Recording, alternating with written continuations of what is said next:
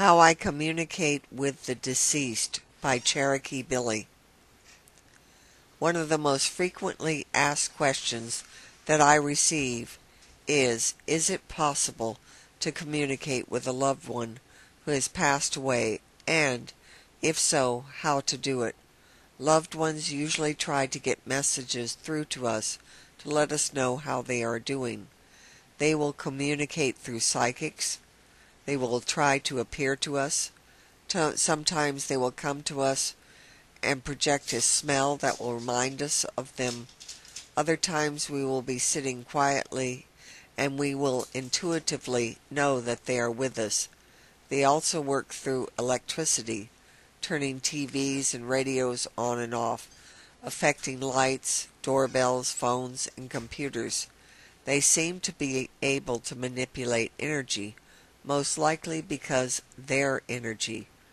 How I started being able to communicate with the deceased started with my father's passing in 1994.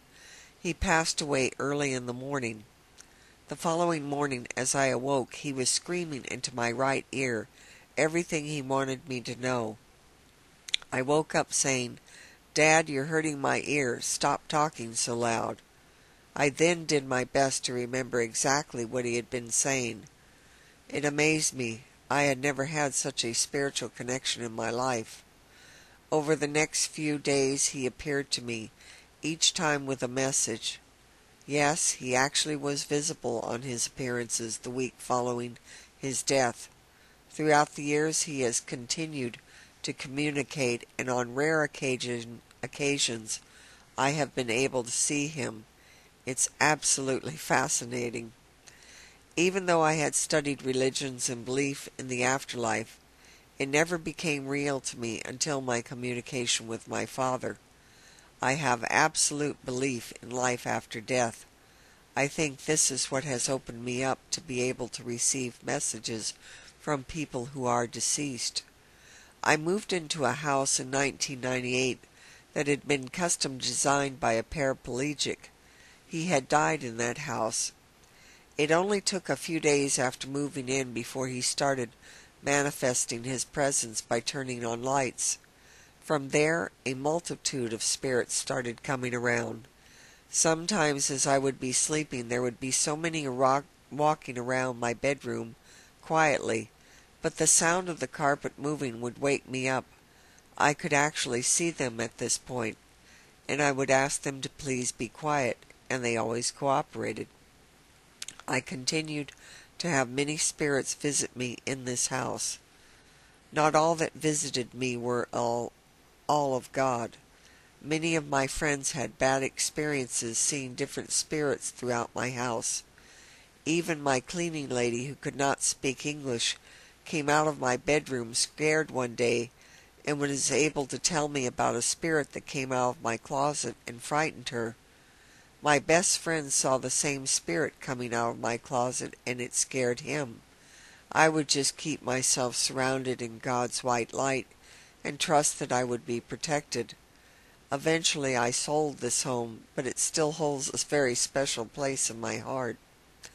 The more I worked as a professional psychic, I started receiving messages and images from the other side.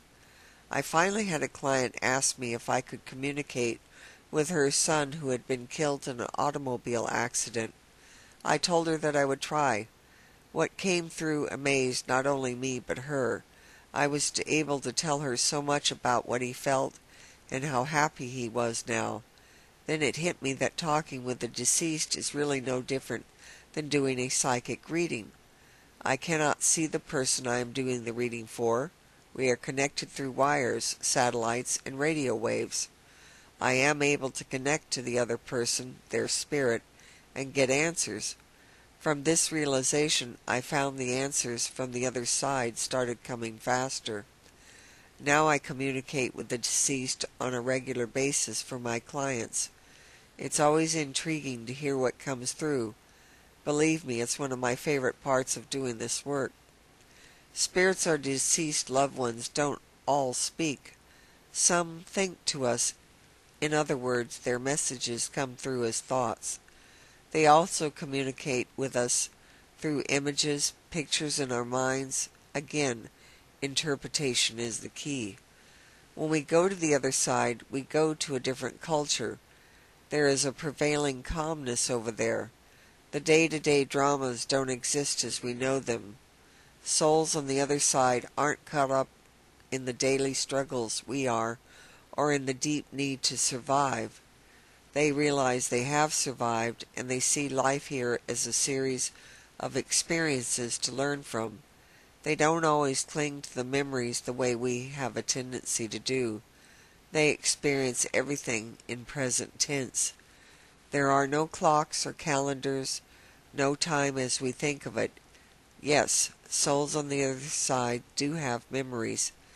They remember some of their yesterdays, but they're not necessarily the ones we remember. Finally, remember that departed loved ones may be having just as hard a time as we are accepting their deaths. It's very important to respect their process. Pulling on them too hard makes it harder for them to move on. If you are having a difficult time with the loss of a loved one, don't ask your loved one to comfort you. Seek out someone here who can help you. Life after physical death is truly a reunion back to our real life, our true existence. Just as our clothes cover our bodies cover our souls. When our souls move out of our bodies and move on to the next dimension, they are free to see and know the truth about themselves, their lives, heaven, and God. If you would like more information or would like to contact a deceased loved one, contact me, Cherokee Billie, at 866-563-3997 or visit my website at www.cherokeebillie.com. Thank you, and you have a blessed and beautiful day.